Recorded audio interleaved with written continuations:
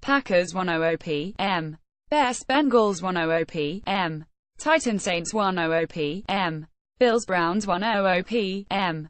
Lions wins on the road, last-second field goals, overtime battles and an outrageous blowout were all part of an entertaining NFL Week 10 in which the good teams won for the most part, but they had to work fairly hard to do so. Here is what we learned on Sunday. The Falcons' Adrian Claiborne sacked Cowboys quarterback Dak Prescott in the fourth quarter. Jason Gasusa Today Sports, via Reuters. Case Keenum is not ready to go back to the bench. The Minnesota Vikings came into the game working their way through a quarterback controversy on their hands. Teddy Bridgewater was activated after more than a year away from the game, but he did not start. That may remain the case for quite a while, as Keenum responded to the pressure by throwing for 304 yards and 4 touchdowns in his team's fifth consecutive win, 3,830, over the Washington Redskins. Keenum's record as a starter improved to 52, and that does not include him having done the heavy lifting after he came on in relief of an injured Sam Bradford in a Week 5 victory. More, the AFC doesn't have 6 playoff-worthy teams. Sometimes it's better to keep the challenge flag in your pocket. The Bears turned a 23-yard reception, and a first-on-goal at Green Bay's 2-yard line, into a costly turnover thanks to coach John Fox's challenge of the ruling that his receiver was down before scoring. The officials decided that the receiver was not down, and that he had actually fumbled the ball into the end zone, which handed possession to the Packers. The reversal loomed large in Chicago's 7-point loss to an NFC North rival. The Rams might need a nickname. Los Angeles improved to 72 with a 337 win over Houston, in which it dominated in every aspect of the game. Jared Goff, who has 666 passing yards and 7 touchdowns over the last 2 weeks, is looking like a superstar, and Robert Woods scored 2 receiving touchdowns for a second consecutive week. They could always do a play on an old favorite, adjusted for their current home field, and be called the greatest show on grass. The Cowboys are going to miss Ezekiel Elliott. The Cowboys rely on Elliott not just for his huge production as a runner, but also as a fantastic decoy on play-action plays. In the first game of his 6-game suspension, Dallas could not establish the running game, and that allowed the Falcons to simply pin their ears back and rush right at Dak Prescott all game on the way to a 277 victory. It was only the second time a Prescott-led team has scored in single digits. It is good to be able to switch gears. The New Orleans Saints may have a pass-happy offense that thrives indoors, but on the road in Buffalo against a bad rushing defense, they decided to take what they were being given. And they took en route to a 7th consecutive victory. Mark Ingram and Alvin Kamara led an offensive attack that produced 298 rushing yards and franchise-record 6 rushing touchdowns. It was 50 more rushing yards than the team had produced in any game of the Drew Brees era, and the 3rd highest total in franchise history. There is no even week curse in Jacksonville. The Jaguars came into the game 50 in odd-numbered weeks and 0-4 in even-numbered weeks, but they survived a strong effort from the Chargers, and a number of their own mistakes, to win in overtime, 2017. The Jaguars have won 3 straight and are riding a remarkable defense as far as it will take them. Patriots jump on Broncos, and never look back. The Denver Broncos never stood a chance. At the end of New England's first drive, the Patriots punted. Denver's Isaiah McKenzie muffed the catch, and 2 plays later, New England was on the board with a 70 lead. The score was never in doubt in the eventual 4,116 victory, with Tom Brady throwing for 266 yards and 3 touchdowns while Denver repeatedly failed to turn yards into points. New England, who opened up a 2-game lead over Buffalo in the AFC East, is one of 5 72 teams, all of which are 1 game behind the 81 Philadelphia Eagles for the best record in the NFL. Denver, on the other hand, dropped to 36, 3 games behind Kansas City in the AFC West. Robert Woods celebrated after scoring against the Texans. Harry Howe. Getty Images. Without Elliott, Cowboys come up short against Atlanta. The Atlanta Falcons finally held onto a lead. It turns out all they needed was a career-best performance from Adrian Claiborne, a defensive end who was absolutely dominant with 6 sacks and 7 quarterback hits. Claiborne's disruption gave Dak Prescott absolutely no time to work, and the 277 Falcons victory broke a 3-game winning streak by the Cowboys. In the first game of Ezekiel Elliott's suspension, Dallas had just 107 rushing yards, 42 of which came from Prescott. Matt Ryan hooked up with Justin Hardy on a 3-yard pass for Atlanta's first offensive touchdown in the third quarter this season. Early in the fourth, Ryan put the game away for the Falcons 54 by tossing one to Austin Hooper for a 1-yard score. While the Cowboys 54 surely missed Elliott, who finally began serving a 6-game suspension for allegations of domestic abuse after 3 legal reprieves, they were also stung by the absence of left tackle Tyron Smith. He sat out with back and groin injuries, leaving the third-year player Chaz Green to protect Dak Prescott's blind side. It didn't go well for Dallas. Beating Green time after time, Claiborne forced 2 fumbles, recovered one of them and surpassed the team record of 5 sacks, held by Chuck Smith and the Hall of Famer Claude Humphrey.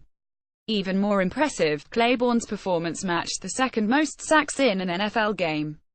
Derek Thomas, Osi Menyiora and Fred Dean are the only other players credited with 6 sacks in a game, while Thomas holds the league record with 7 sacks for Kansas City against the Seahawks on November 11, 1990. The Rams keep rolling behind Jared Goff. The Los Angeles Rams took care of things defensively, while getting another huge game from Jared Goff. That combination proved to be far too much for the Houston Texans as the Rams went on to win easily, 337. Goff threw for 355 yards and 3 touchdowns, including this 94-yard bomb to Robert Woods. Jared Goff hit Robert Woods for the 94-yard LARAMS touchdown. Pic.twitter.com Kawa9Hyog, Def Penn Sports at Def Penn Sports November 12, 2017. After struggling to a 97 lead during a quiet first half for the NFL's highest-scoring team, the Rams ran away with a series of big throws by Goff, who passed for a career-high 355 yards. Woods finished with 8 catches for 171 yards, and Sammy Watkins also scored on a 17-yard pass from Goff. The Rams' defense did their part, forcing 4 turnovers against the Texans, whose offense again fell flat without Deshaun Watson. The 49ers are no longer winless thanks to the Giants. The San Francisco 49ers finally broke a season-long losing streak, beating the Giants 3,121. San Francisco's offense, which has been terrible all season, managed to pile up 474 total yards, with 186 coming on the ground. With the win, the Cleveland Browns are now the only winless team left in the NFL. 49ers quarterback C.J. Beathard connected on an 83-yard touchdown pass to Marquise Goodwin and a 47-yard scoring pass to Garrett Selleck during the second quarter as the 49ers took advantage of another listless effort by the Giants to win for the first time under coach Kyle Shanahan. The 83-yard scoring play was the longest for the 49ers since Tim Rattay and receiver Brandon Lloyd hooked up on an 89-yard touchdown pass against Dallas in September 2005. Saints running back Alvin Kamara picked up yards against the Bills on Sunday. Jeffrey T. Barnes, Associated Press. Saints' ground game is unstoppable. The New Orleans Saints have Drew Brees, one of the best quarterbacks in the league, but didn't need him on Sunday. The Saints knew that the Buffalo Bills were vulnerable against the runs, and they took advantage of that to win huge on the road, 4,710. As a team they rushed for 298 yards and 6 touchdowns, with Mark Ingram and Alvin Kamara each rushing for more than 100 yards and third-stringer Trey Edmonds chipping in with 48. The Saints outgained the Bills in total yardage 482 to 198. The Saints' defense was just as dominating in limiting Buffalo 54 to 198 yards and 10 first downs. And 5 of those first downs came on Buffalo's meaningless final drive, which ended with a backup quarterback Nathan Peterman hitting Nick O'Leary on a 7-yard touchdown pass. New Orleans set a franchise record by scoring 6 touchdowns rushing, the most allowed by Buffalo in team history. Vikings tight end David Morgan celebrated after scoring a touchdown against the Redskins. Alex Brandon, Associated Press. Vikings aren't ready to end the Case Keenum era yet. The Minnesota Vikings have made it clear that Teddy Bridgewater will eventually get to his job back as the team's starting quarterback, but Case Keenum started on Sunday and he shredded the Washington Redskins in a 3,830 victory. Keenum threw for 304 yards and 4 touchdowns, and the Vikings' defense did just enough to hold back Kirk Cousins and the Redskins' offense. Keenum was also picked off on consecutive throws by DJ Swearinger early in the fourth quarter. Case played outstanding, Coach Mike Zimmer said. I wish the 2 throws he had in the second half he would have not made. He's an excitable guy, and he needs to understand when's the good plays and bad plays sometimes. Adam Thielen had 8 catches for a season-high 166 yards, and the Vikings celebrated his touchdown by kneeling in a line the end zone while he and Diggs leapfrogged over them. "We were just playing a little leapfrog, just taking it back to the playground," Thielen said. Bears shoot themselves in the foot against Packers. The Chicago Bears came close to beating their arch-rivals, but ended up losing to the Green Bay Packers, 2,316, thanks in large part to a terrible challenge by coach John Fox. In the second quarter, the Bears were losing 103 when Mitchell Trubisky hit Benny Cunningham for a 23-yard catch and run. Cunningham nearly scored but was ruled down at the 2-yard line despite the ball striking the pylon as his foot was hitting the ground. Fox challenged the call, saying Cunningham got in, but after a review the call was changed to a fumble that resulted in a touchback and the ball being handed to Green Bay. The Packers ended up holding off the Bears in a hard-fought game, getting Brett Hundley his first career win. Hundley, starting his third game for the injured Aaron Rodgers, threw a 17-yard touchdown pass to Davante Adams to make it 2,313 with 529 to play, and the Packers 54 hung on to beat the Bears 36 for the 8th time in 9 games. Chicago's Mitchell Trubisky threw for a career-high 297 yards. He hit Josh Bellamy for a 46-yard touchdown in the fourth quarter, but the Bears dropped their second in a row after having won 2 straight.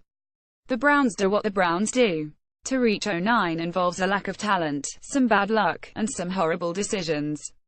The Cleveland Browns had all 3 as they lost to the Detroit Lions 3,824 despite having led 2,417 near the end of the third quarter. The loss included the Browns calling a quarterback keeper at the goal line with 15 seconds remaining in the first half despite the fact that they had no timeouts.